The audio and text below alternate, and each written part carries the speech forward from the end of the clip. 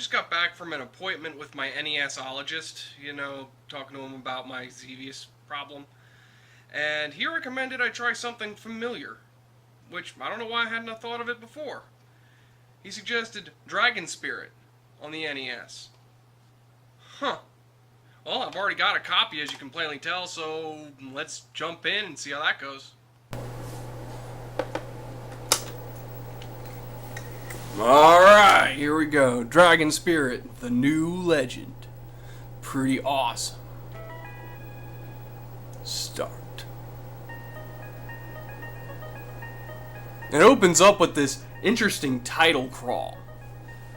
It gives you a little bit of a story here. Generally, these types of vertical scrolling shooters are not focused on story, and whoa, we're already playing the game. This is also what makes this really interesting, and you'll see why this is as special as it is here in a little bit. Shoot around, get the power-ups, and as you can already tell, this is an interesting game because you're not controlling a spaceship, and it's not a cowboy like in Capcom's Gunsmoke. You're playing a dragon. A vertical scrolling shooter where you get to play as a dragon. How cool is that? And just like in Xevious, you have the front attack, and then you got an attack that shoots ground targets. And apparently I'm facing this feudal Japan reincarnation of Cutter. He's got that stinking boomerang, and he floats around like he's better than everybody else. Freaking Japanese monkey. Well, I defeated him. And here's the interesting thing. Depending on whether you die or complete this section, it actually alters the story and the way it plays out just a little bit. You can't exactly see the cutscene very well there. That little... Yeah. My apologies, you can't really see the characters there all that well, but the gameplay works well enough, so... So you can clearly read what's going on here in the story. I'm not going to read it out loud. It's pretty interesting. Simple, a little cliche, but hey, it works. It's a high fantasy story where you're flying around as a dragon and shooting at stuff. Blue dragon. See, depending on the way you complete that first segment, that's a prologue. So depending on how you complete that section, you can end up with all of, I believe, 3 or even 4 different dragons to play the rest of the game with, and that impacts some of the level progression to a point. And it also can slightly alter what pieces of slideshow cutscene you get to see between certain levels. This is awesome. And no, you don't just play as a dragon, you play as a dude who transforms into a dragon. Because why not? Man, this is just delicious. Check out that music too. I always compliment on the music. And of course I gotta mention the control. It's good. That's all you need to know. Really fluid. You've heard me ramble about control in these games before. You just did if you watched the other 2 episodes. If you haven't, this episode will make more sense to you if you watch the other ones. But you don't necessarily have to have needed to see those to enjoy this episode. But yeah, this is just great. Yeah, first time playing this, I didn't know what to expect. I just happened to pick it up and I was like, I wonder what this is all like. I had no idea. I had no idea what I was getting into. I was thinking maybe this was going to be some sort of RPG or some sort of action game where you play as a dude with a sword or something. I mean, this could be a Dragon Warrior style game. This could have been a Castlevania game. I had no idea. And then it turns out it's a vertical scrolling shooter. So you can imagine my surprise. And I was pleasantly surprised as well. It's pretty interesting. And you get all these different kinds of power-ups, and you don't die with one hit. You have a set amount of hits you can take, and you also lose your power-ups when you take damage. So your power-ups can also act as extra hits that you can take before losing, which is very convenient and fair. That's another thing about this game. It's really, really fair. Everything it throws at you, you never feel overwhelmed. even though I just totally was not paying very much attention. But everything that comes at you, you've got plenty of time to react. You never feel like it's trying to cheat you. And that is just great. I mean, how can this game be so perfect? To me, anyway. It's just so underrated. I don't know why I barely ever hear anybody talking about Dragon Spirit, the new legend. This is truly a gem. And as I'm recording this right now, it is not expensive or difficult to find, so get on that. I mean, it's a must-have. Just like how avoiding projectiles is a must-have. I swear I'm better at this game than that. Another thing that's cool about this game is, unlike the other two games I just talked about, you can hold the button down and it fires projectiles. It doesn't matter if you have a power-up or anything, you hold down the button and you don't have to keep pressing it repeatedly. So you just hold the button down and you just keep firing away. That is just so convenient. Although you can shoot a little bit quicker with some of these weapons if you tap it a bunch. But you don't have to, which is really, really useful once you get some of the other weapons. Makes this way more easier to deal with. Now I'm coming up to the first boss. Big turtle dude. Oh! Yeah, these bosses can be a little tricky because you got to pay attention to their projectiles and where they themselves are moving. Well, this is the first game over of the episode, but hopefully, unlike some of these other games I've played, you won't be seeing this nearly as much. But isn't that kind of dark? You get a game over screen with an actual headstone. Alright. First serious this time. You can actually continue as well. So, just for the sake of maybe possibly showing you a different outcome, let's start from the beginning. From that intro. You have to hit him when he's vulnerable, because he'll block your attacks. Which is understandable. And I beat him. Because this section is really easy. Alright. Continuing. Oh, nope, still have the blue dragon. Okay. Intro sequence. This is just so cool. Love that. These graphics are pretty great too for the time. Yeah, this is definitely an artistically beautiful looking game on the NES if I have anything to say. This is one of those games on the NES where you really feel like they went above and beyond in certain aspects. Like, they didn't need to pay as much attention to detail as they did, but because they did, it makes this so much more awesome. And so much more sad that I still don't hear a whole lot of people talking about it. It's not like it's completely unknown. I didn't find a diamond in the rough out of nowhere or anything. It's, people know about it, they've played it, but it's a matter of, you just don't hear it talked about as much as I believe it deserves to be talked about. Also, you gotta take into account that, growing up, my favorite mythological beast was always dragons.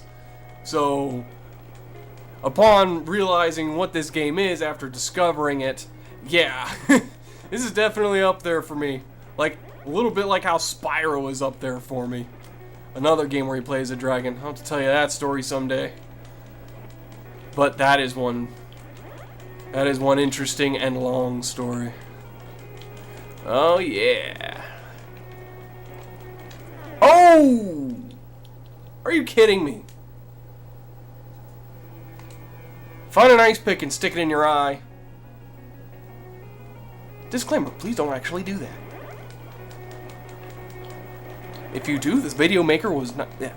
If you do so, the video maker cannot be held responsible. Back to this boss. Gotta make sure not to... There we go. Well, that didn't take long thanks to my power-ups. Three-headed dragon. Beats one turtle. She's the Maid of Arlia. She was caught by the Monster of Darkness. So creative. And her friends are also prisoners. That's the idea behind that's the idea of the level progression here. You're having to free these characters. That's kind of the overlying goal here. Listen to that music, yeah! And since I've got all these good power-ups, as long as I'm good about avoiding enemy fire and obviously avoiding colliding enemies, I should be set for a while.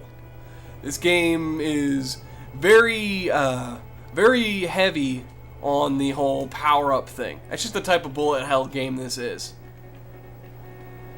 But again, everything's really fair. You mess up, it was your fault that you messed up. But one thing I will criticize is sometimes the enemy projectiles can blend into the background or blend into other enemies, and they can be a little tricky to see. Like, see all that damage that I just took and all those power-ups I just lost? I could barely see what I was doing. But it was still there, it was still visible, and I was slightly distracted. You just gotta not be so distracted. You gotta pay attention. It's tricky. You just gotta get used to it. That's the idea. If it wasn't tricky, and if you didn't need to learn how to adapt to certain things, it wouldn't be much of a game. And this is actually a very fair game, so. Yep, still one of my favorites of my collection thus far. I just ran into that enemy. Need to not be running into enemies. That's, whoa! My business cards in Poland. I sent my business cards to Poland.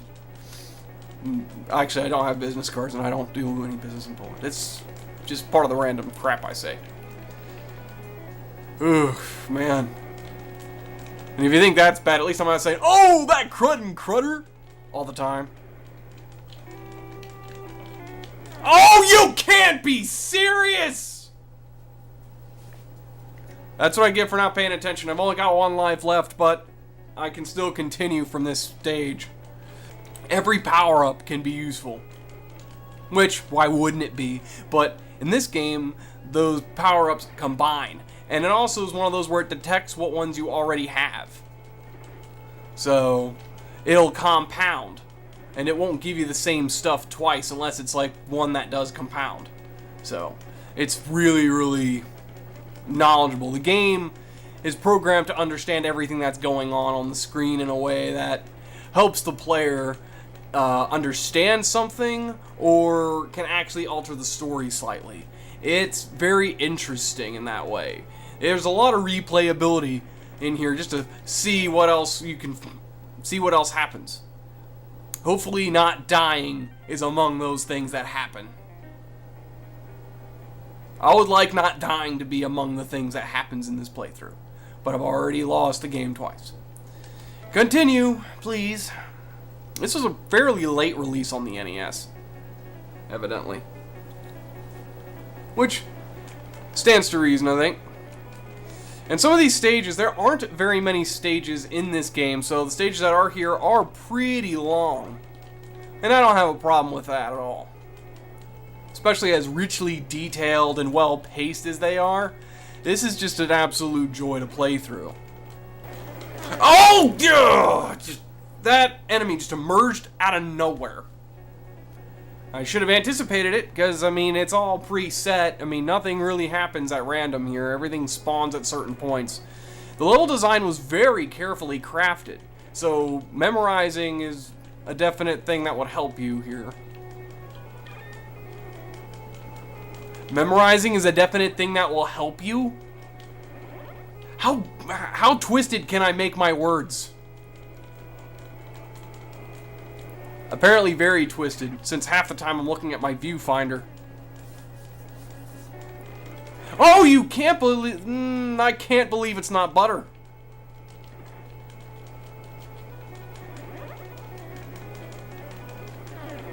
But I can believe I just died yet again. But at the same time, I can't believe it. I don't want to believe it. I want to live in a world where that did not happen. Did not happen? I'm not that Italian. It did not happen. I'm a dragon, and I'm getting rained on by these kamikaze. What do they look like? Baby phoenixes or something? That sounded more like actually sounded more like a New York tune than it did in Italian. Oh, you can't!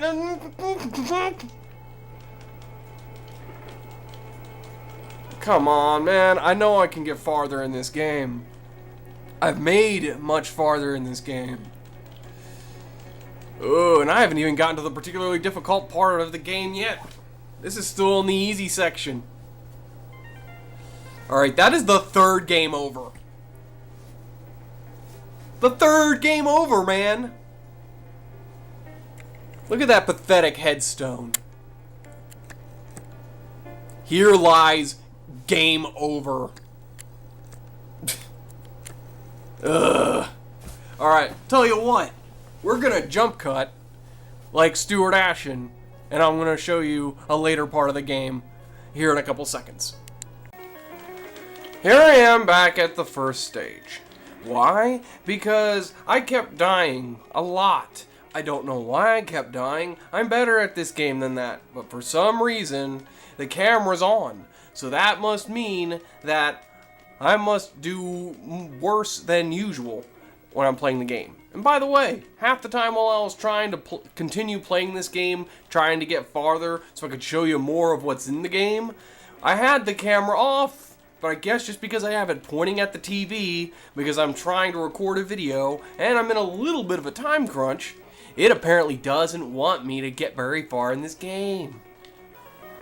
Another thing I find really cool about this game is just the massive variety in terms of the aesthetics for each level, the scenery, everything, and also there's so many different enemy variations, so many different enemy types, and there's also a whole bunch of different power-up options that show up. There's just so much content crammed packed in this game that is just really unique for a shooter like this. There's just so many different things going on, and so many different ways you can replay and just experience it over and over and over again. Although, I'd rather be experiencing more of the game each time I have to restart. But apparently, today is just not my day. Oh my gosh. Oh my gosh! It's just like Xevious all over again! Will I be trading one addiction for another? Those things are as useful as you would imagine they would be. Very useful. You know what's also useful? Killing this turtle thing. I really hate this turtle thing. For some reason, it started giving me issues when it usually never gives me any issues. But we beat him that time. I'm the maiden, what's her face? We know your name already. We know what you do. We know that your unimaginative enemy, you know, kidnapped you and all your sisters or whatever. I will use your hide as my armor, grafting it onto my own. Our scales shall become one, and you will become one with me. I will grow multiple heads or spawn my own dragon babies that will also spit fire at everything in sight. Anything that moves will have to suffer my wrath. At least the music helps numb the pain. Music always helps numb the pain. Unless the music itself is painful, which thankfully, in this game, it is not painful. It is delightful and delicious for thine ears. A feast for your ears, if you will. And what's also delicious? Defeating these enemies. It's so satisfying taking out all these enemies. As it should be for an arcade shooter. That's basically the whole object of these games. So if you don't have satisfying violence, then you failed at making a shooter. And that can go for any type of shooter. An on-rails shooter, a scrolling shooter, a third-person shooter, a first-person shooter. Anything where you have projectiles, it has to be satisfying to attack with. And, oh my gosh, you guys. I'm one with the Force and the Force is with me. I'm one with the Force and the Force is with me.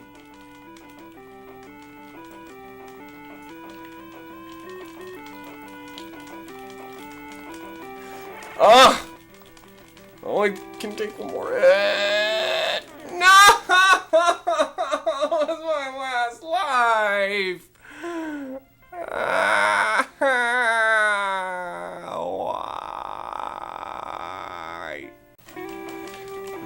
Alright, here we go. Really gotta... Because you gotta aim, so you have to watch the enemy, but you also gotta pay attention to the fact that his own movement is different from that of his projectiles or obstacles around him. So it really messes with your eyes a little bit. Oh, man. Just... Oh... I hope I can get a good few in on him, and so I can show you at least the third stage. But now that I'm out without my power-ups, my precious power-ups, this just got a lot more difficult, because each enemy, especially these bosses, take a certain amount of damage, and so do you. And I took the last amount of damage I could for that life. This is my last life, and then I get another game over after I lose it. Need to get a life. Get a handful of them. Oh my! But at least what I can get is a handful of power-ups from these bastards. Alright, definitely have more power-ups now. Oh my. It's tough, man. Tougher than I remember. But now that I got these power-ups, I should have much less of an issue with this guy. I swear I'm at least going to show you guys the third stage. It's the least I can do. Oh, come on. I don't remember exactly how much damage this guy takes before you progress. I'm trying to...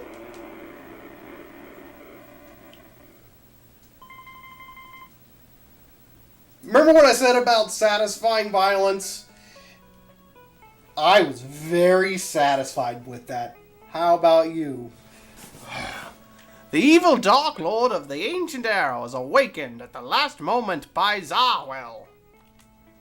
He is Galda, whose power is much greater than Zarwell's.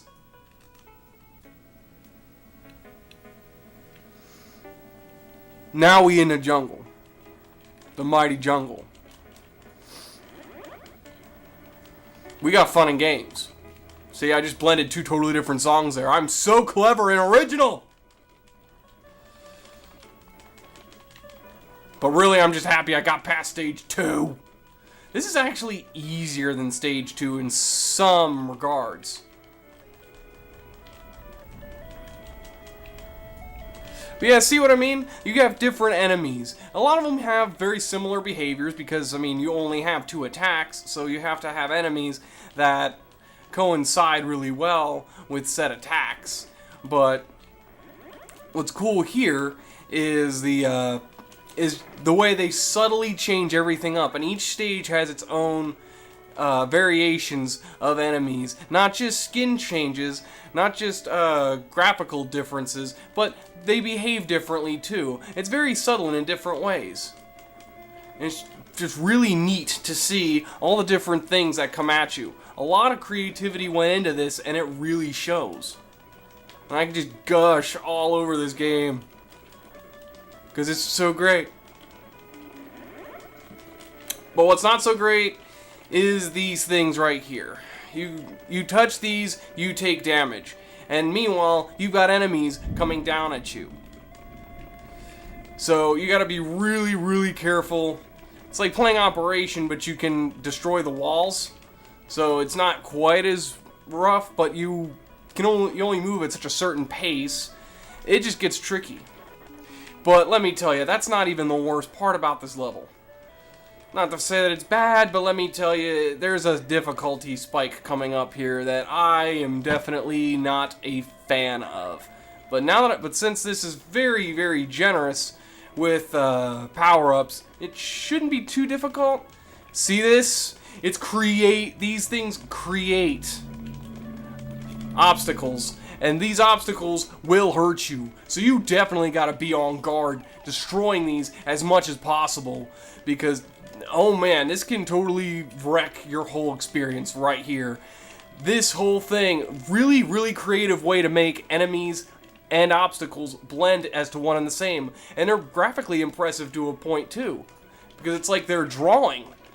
It's like they're drawing more obstacles live as you're playing the game. The problem is it's really annoying. Is that thunder outside, or is that my own anger? You decide. Oh man, without power-ups, this section is useless. It's a fool's errand running through that section of the level without any power-ups. You only have that one pea shooter of a weapon, and it does not get you very far in that spot. You know what this screen means? It means I can't continue, so you know what? For right now, I'm not going to. Well, I guess that's what happens when games happen, and I really need to find some friends.